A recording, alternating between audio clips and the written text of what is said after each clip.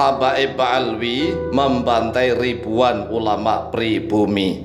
Seluruh rakyat Indonesia harus tahu bahwa para Habaib Alwi telah berhasil membantai ribuan ulama asli pribumi Nusantara.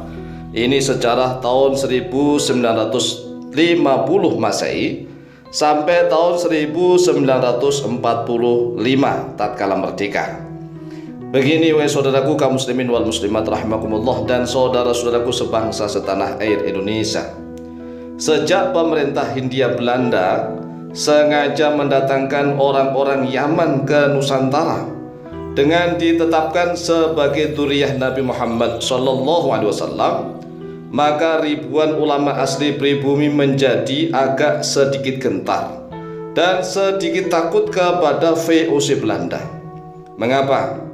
Karena orang-orang Yaman yang dirawat oleh VOC Belanda disuruh membuat fatwa haram dan melarang seluruh warga pribumi yang mengadakan aksi perjuangan melawan VOC Belanda.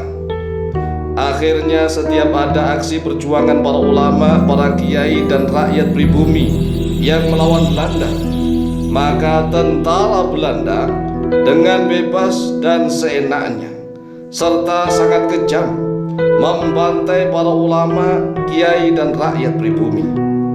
Karena perbuatan tentara Belanda itu dilindungi oleh fatwa orang-orang Yaman yang ada di Nusantara. Yang membantai siapa? Yang membantai adalah tentara-tentara VOC Belanda. Yang memberikan fatwa siapa?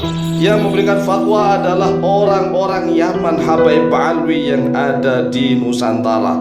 Inilah kekejaman mereka. Oleh sebab itulah rakyat Indonesia harus mulai sadar sesadar-sadarnya. Setelah perjuangan rakyat Nusantara yang dikomando langsung oleh para sultan di Nusantara mulai melemah melawan Belanda, ternyata perjuangan rakyat Nusantara tidak pernah padam, bahkan semakin kuat dikomando langsung oleh para ulama, oleh para kiai asli pribumi.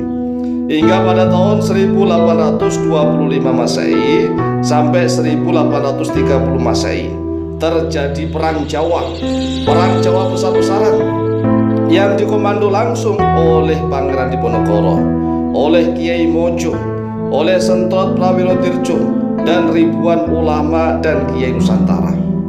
Kemudian Perang Patri Kedua tahun 1831 Masehi sampai 1838 Masehi yang dipimpin Tuanku Nan Renceh, Tuanku Pasaman, Tuanku Imam Bonjol dan para ulama yang lainnya. Belanda mengalami kerugian yang sangat besar, kerugian di materi maupun kerugian di tentara-tentaranya yang banyak mati selama bertahun-tahun perang melawan orang-orang pribumi. Oleh sebab itulah Belanda sengaja mendatangkan orang-orang dari Yaman ke Nusantara agar melarang perjuangan setiap rakyat pribumi dan memberi fatwa haram jihad fi sabilillah. Jihad fi sabilillah haram, ghurur, tidak sah melawan Belanda karena dianggap kurang syarat-syaratnya. Ini adalah produk fatwanya orang-orang Yaman yang membantai ribuan para ulama dan kiai asli Nusantara yang menjadi pejuang membela tanah air demi kemerdekaan seluruh bangsa di Indonesia.